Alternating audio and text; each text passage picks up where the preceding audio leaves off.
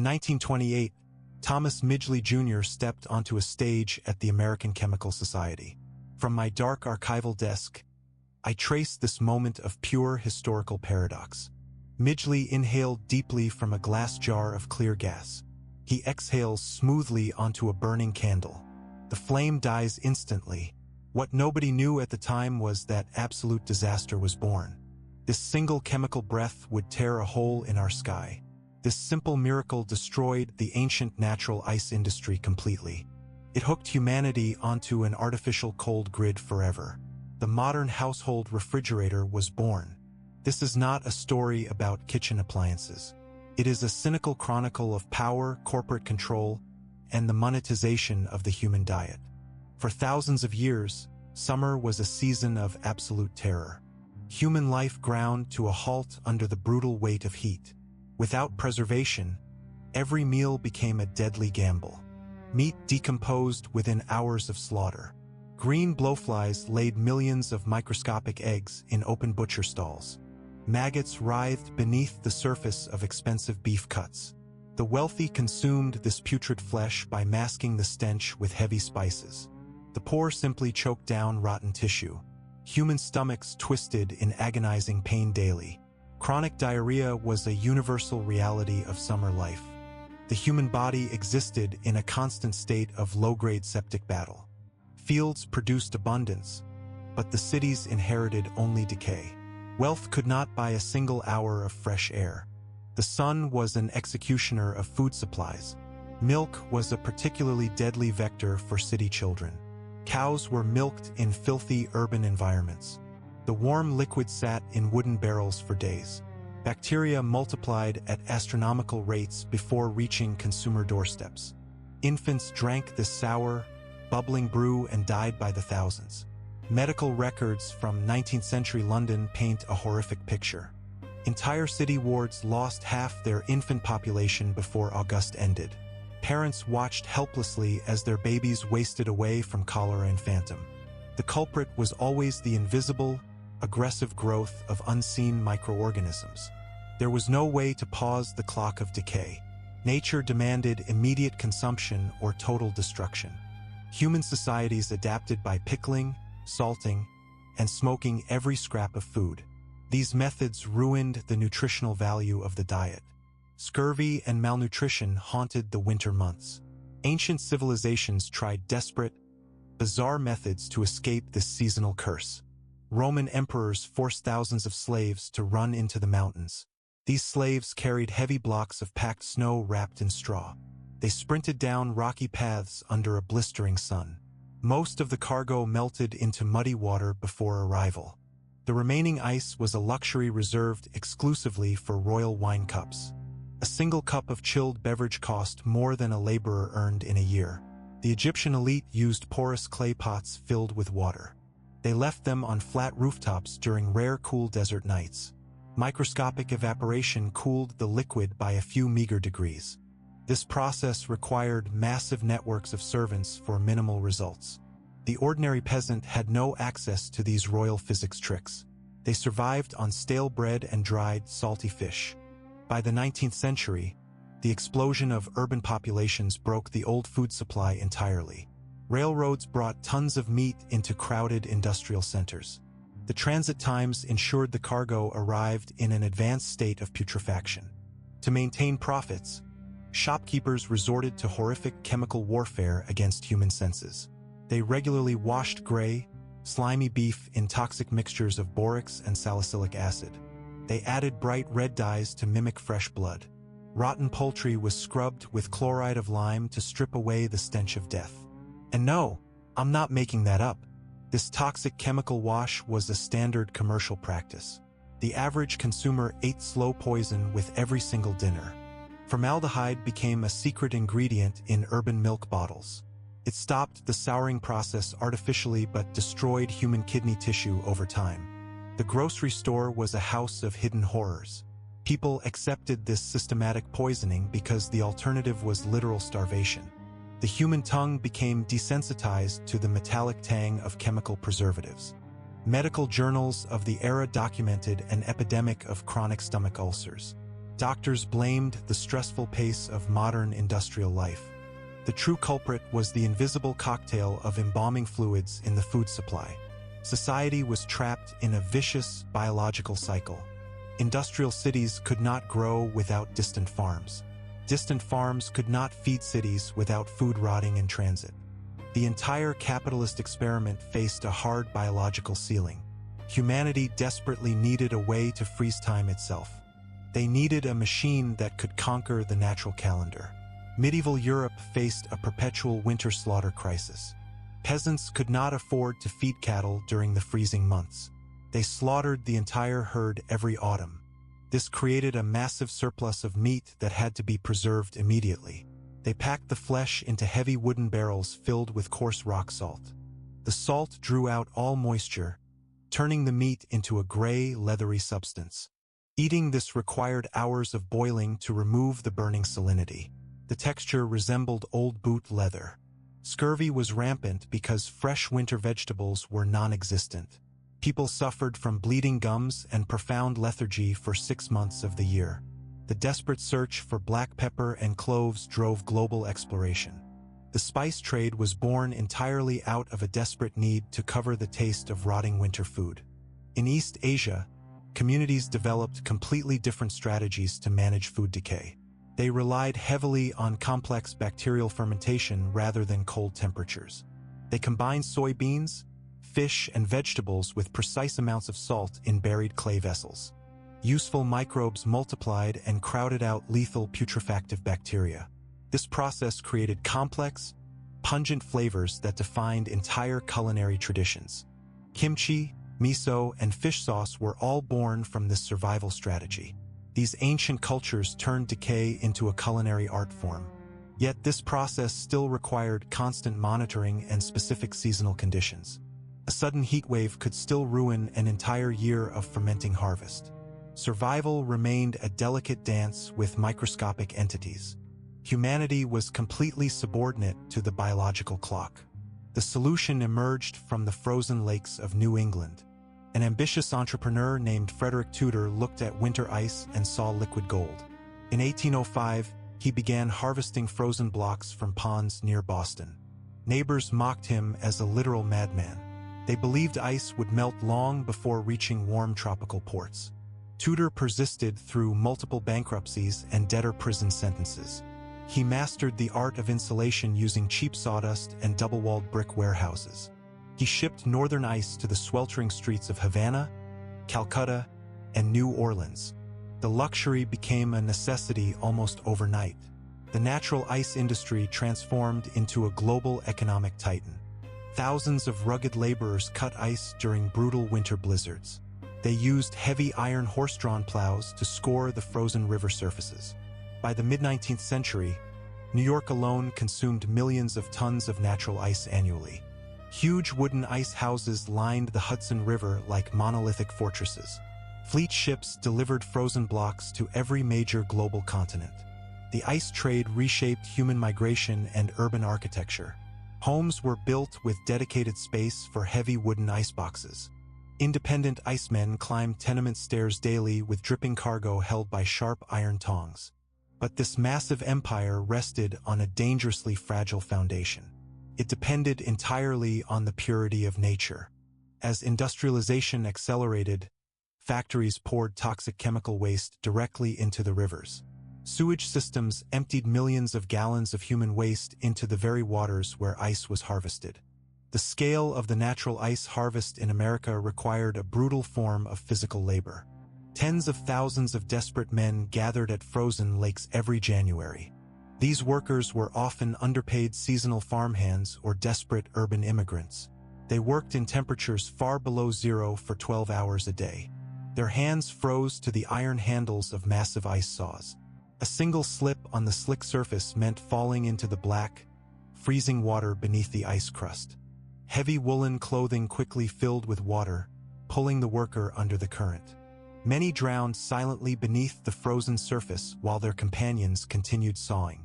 The bodies were recovered only when the spring thaw arrived months later. This was the raw human cost of keeping urban milk fresh. The storage of this natural ice required architectural marvels of insulation. Frederick Tudor constructed massive double-walled wooden ice houses along major shipping rivers. The space between the thick walls was packed tightly with tons of dry pine sawdust. Sawdust was a useless waste product of northern lumber mills. Tudor turned it into a highly valuable insulating material. He discovered that packed sawdust could preserve ice for over a year in tropical heat. Huge stacks of frozen blocks were piled inside these dark, windowless structures. The ice was covered with layers of clean straw to prevent melting.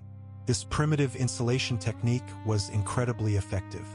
It proved that human ingenuity could defeat the summer sun using nothing but wood and waste. The pristine winter ice became a quiet, deadly vector for infectious disease. Frozen blocks contained hidden pockets of typhoid bacteria and cholera cysts. These pathogens survived the freezing temperatures perfectly. When the ice melted inside domestic kitchens, it dripped directly into the food supply. Entire families collapsed from mysterious fevers after drinking chilled water. Public health officials realized that the luxury of cold was poisoning the population. The natural ice industry refused to acknowledge the danger. They launched aggressive public relations campaigns to defend their toxic harvests. They claimed that freezing naturally purified the water of all impurities. It was a blatant corporate lie designed to protect massive capital investments. The system was rotting from within. Amidst this public health crisis, a lonely physician in Florida sought a radical solution. Dr. John Gorrie watched his patients die of yellow fever in the suffocating heat of Apalachicola. He believed that cooling the hospital rooms could cure the deadly tropical disease. In 1842, he designed a mechanical compressor powered by a steam engine. The machine compressed air, cooled it through pipes, and expanded it to lower temperatures. It successfully manufactured artificial ice for the very first time. Gorrie believed his invention would revolutionize human health across the entire globe. He envisioned a world where artificial cold civilized the tropics and eradicated disease. He abandoned his medical practice to secure a patent in 1851. He sought financial backers to mass-produce his life-saving machine. Dr. John Gorrie faced more than just newspaper mockery. The natural ice lobby actively sabotaged his physical equipment and his business relationships. Key components of his steam-driven compressors mysteriously vanished from transport ships. Potential financial partners received anonymous letters threatening economic ruin if they backed his project.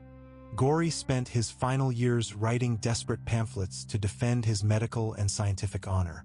New media campaigns portrayed him as an unstable lunatic who claimed to defy God's natural seasons. They alleged that artificial ice was unnatural and inherently poisonous to the human stomach. Financial backers abandoned him under intense political and economic pressure. Gorrie could not raise a single dollar to build a commercial prototype. He suffered a severe nervous breakdown from the constant isolation and stress. In 1855, he died completely penniless in a bleak Florida hotel room. His revolutionary patents were sold off for pennies to pay basic debts. The pattern repeated across the globe with other isolated pioneers. In Australia, James Harrison built a mechanical vapor compression refrigerator using ether. He successfully used it to cool beer and freeze meat for long ocean voyages. Yet local investors remained deeply skeptical of artificial cooling technology. Harrison invested his entire personal fortune into a massive demonstration shipment of frozen beef to London. The rudimentary cooling system failed mid-voyage due to a minor mechanical malfunction. The entire cargo rotted into a biohazard before reaching the English docks. Harrison was instantly ruined and forced into total bankruptcy. In France, Ferdinand Care invented an absorption machine using liquid ammonia. His designs were brilliant, but corporate monopolies bought the rights to suppress them for decades. The technology was held hostage by established capital. The breakthrough did not come from a desire to save human lives. It came from the unquenchable thirst for industrial corporate profits. Large lager breweries were the first to adopt artificial refrigeration at scale. Traditional German brewing required cold temperatures during the fermentation process. Breweries could only operate during winter months or near deep mountain caves. Artificial refrigeration allowed year-round production, exploding brewery profit margins. Soon after, the meatpacking barons of Chicago recognized the immense potential of the technology. Gustavus Swift designed the first successful refrigerated railroad car using natural ice bunkers. Swift realized that artificial cooling plants at slaughterhouses could centralize the entire American meat industry. They could eliminate local butchers across the country. The final collapse of the natural ice industry was accelerated by a series of high-profile public health scandals. In the late 19th century, medical researchers traced a massive typhoid outbreak in New York directly to Hudson River ice. Investigators found that ice companies were harvesting blocks directly adjacent to raw sewage outlets. Microscopic analysis revealed that the ice was filled with frozen human waste and industrial chemical toxins. The public was utterly horrified by these revelations. The pristine image of natural winter ice was completely shattered forever. Consumers demanded a clean, reliable alternative to the toxic river harvests. This public outrage opened the door for industrial artificial ice factories to replace the River Kings. The first commercial artificial ice factories utilized massive steam-powered ammonia compressors. These factories were huge, loud, and incredibly dangerous industrial installations. They produced clean, clear blocks of ice using distilled water. This manufactured ice was completely free of river pathogens. The natural ice industry tried to fight back by claiming artificial ice caused cancer. This desperate propaganda campaign failed completely. Within a decade, manufactured ice dominated the urban market. The infrastructure of delivery remained the same, but the source of the cold had shifted from nature to the factory floor. Capitalism had successfully severed the ice supply from the winter calendar. Cold was now a manufactured commodity. By the early 20th century, corporate engineering giants turned their eyes toward the domestic kitchen.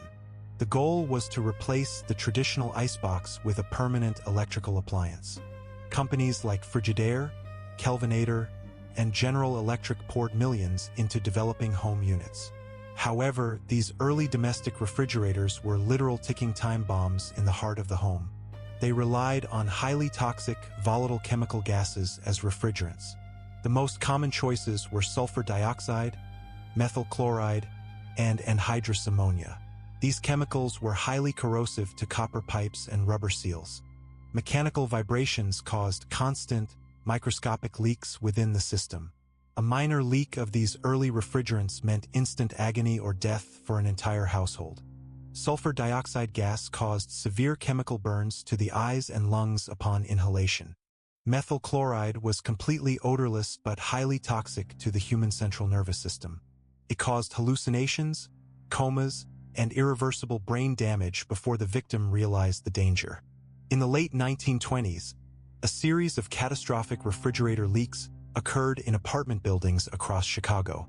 Entire families died in their sleep as the invisible toxic cloud filled their bedrooms. Panicked neighbors broke windows to escape the suffocating fumes. The public began to view the home refrigerator as a mechanical monster. Sales plummeted as fear swept the consumer market.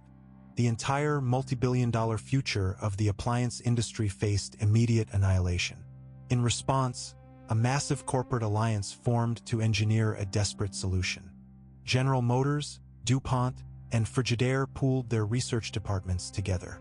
They tasked Thomas Midgley Jr. with finding a non-toxic, non-flammable refrigerant.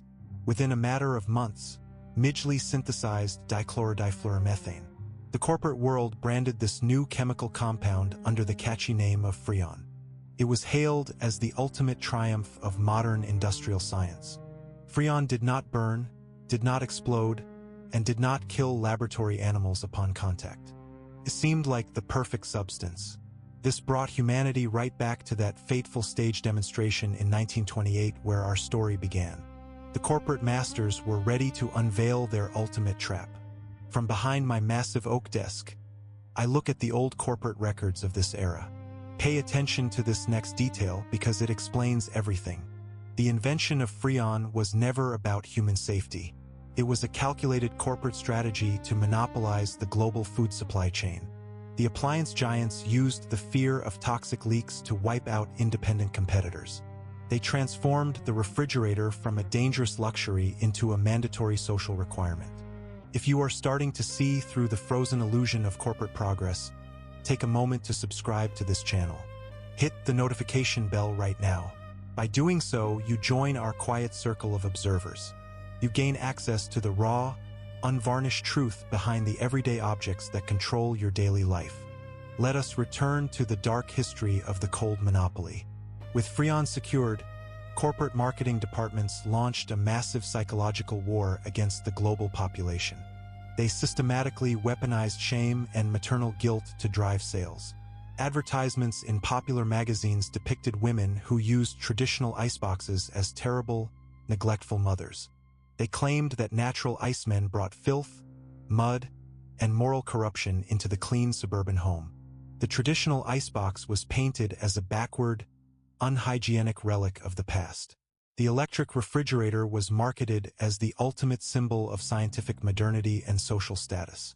Women were told that the health of their children depended entirely on buying an expensive appliance. The psychological manipulation was wildly successful. Millions of households abandoned their old iceboxes without a single thought for the long-term structural consequences. The transition from natural ice to artificial units required a total restructuring of consumer psychology. Early electric refrigerators were incredibly expensive luxury items. A single unit cost more than a brand new automobile in 1920. Corporate manufacturers realized they had to convince families that this machine was an absolute necessity. They targeted the housewife with unprecedented advertising campaigns. They hired corporate psychologists to analyze female consumer anxieties. The marketers discovered that weaponizing fear was the most effective way to break traditional habits. They created advertisements showing invisible, monstrous bacteria crawling over food inside old wooden iceboxes. The electric refrigerator was presented as the only shield against domestic disease. General Motors purchased the tiny Guardian Refrigerator Company in 1918 and rebranded it as Frigidaire. They applied their massive automotive mass production techniques to the appliance industry. They applied the concept of planned obsolescence to kitchen equipment. They realized that a refrigerator built to last forever was bad for long-term corporate profits. They engineered the machines to require constant electrical power and periodic mechanical maintenance. The acquisition was a brilliant macroeconomic move. It ensured that General Motors controlled not just transportation, but the internal domestic life of the population. The kitchen became an extension of the industrial factory floor. Think about that for a second. This massive shift completely altered the physical architecture of human civilization. Kitchens were redesigned around the permanent location of the electrical refrigerator socket. Traditional root cellars, pantries, and meat-curing closets disappeared from modern home blueprints. Local food production networks withered away into economic relevance. The human race traded its ancient self-sufficiency for total dependence on the electrical grid. The refrigerator allowed for the creation of the modern supermarket model. Food could now be shipped from thousands of miles away, stored for weeks, and sold under artificial lights. Seasonal eating was completely eradicated from human culture. Tomatoes were grown in winter deserts and shipped across oceans in refrigerated hulls. This transformation birthed the global cold chain. It is a vast, invisible network of refrigerated trucks, shipping containers, warehouses, and domestic appliances. This cold chain controls the geopolitical balance of our world. Countries that control refrigeration infrastructure control the survival of populations. Agriculture shifted from a local craft to a massive, energy-intensive corporate monopoly. Exotic fruits and mass-produced meat became available year-round at a terrible energetic cost. The refrigerator transformed from a simple kitchen helper into a structural pillar of global capitalism. It allowed corporations to control the shelf life of nature itself. They could artificially withhold food supplies to manipulate market prices at will. The environmental price of this corporate victory was catastrophic. Thomas Midgley Junior had demonstrated the safety of Freon by inhaling it on stage. What nobody knew at the time was that a slow disaster was born. This invisible chemical weapon would rise into the sky over decades. Chlorofluorocarbons rose into the upper atmosphere over decades. Their intense solar radiation broke them apart, releasing free chlorine atoms. A single chlorine atom could destroy 100,000 ozone molecules. By the late 20th century, scientists discovered a massive hole in the ozone layer over Antarctica. The planetary shield against lethal ultraviolet radiation was actively dissolving. Midgley had inadvertently created the greatest environmental disaster in human history.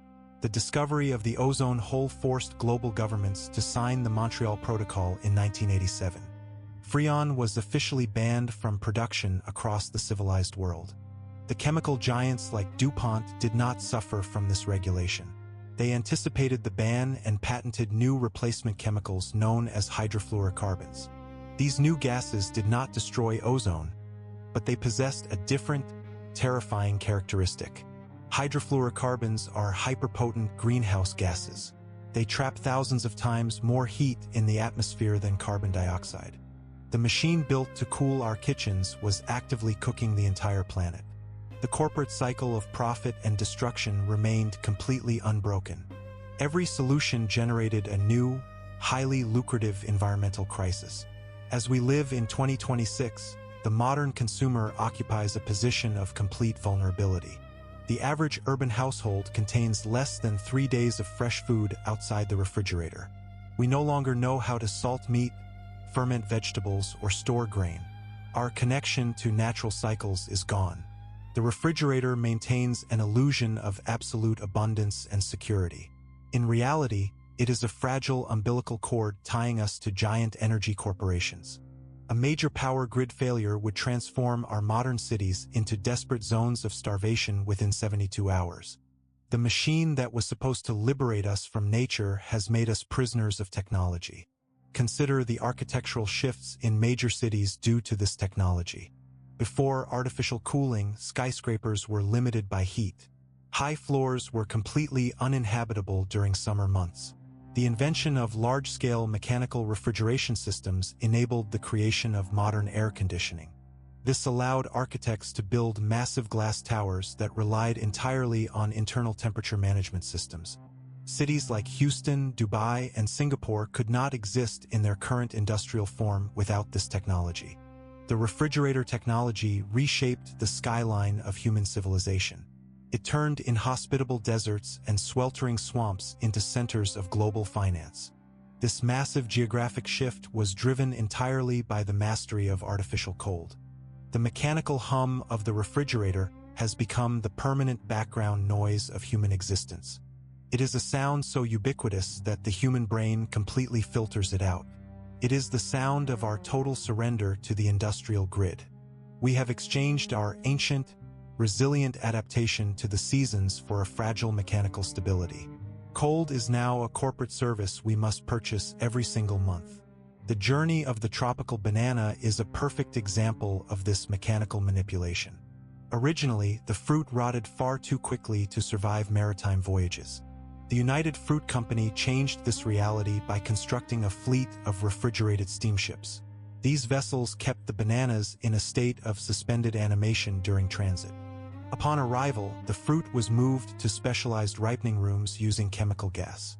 This artificial process allowed corporations to control the exact day a banana would ripen on a shelf.